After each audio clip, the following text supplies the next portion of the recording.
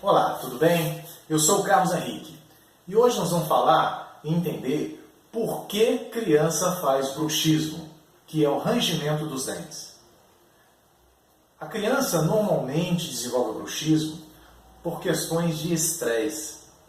Pesquisas internacionais já confirmaram que 40% das crianças apresentam esse episódio de bruxismo.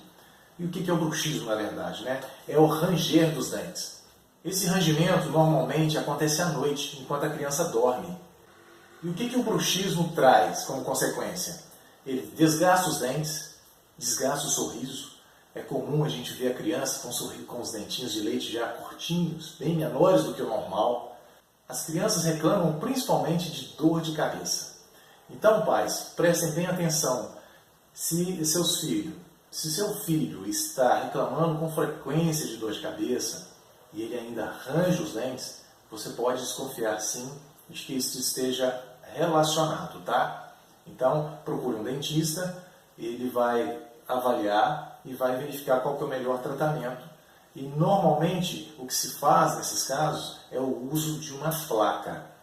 Essa placa pode ser adaptada e colocada nos dentes e vai trazer um relaxamento para a musculatura da criança e assim alivia os sintomas. A criança hoje participa muito da vida cotidiana, dos problemas da família. Então ela absorve essas tensões e depois se descarregam isso como forma de apertamento ou mesmo como forma de ranger dos dentes. Então, gostou da dica de hoje? Espero que sim. Até a próxima e um grande abraço.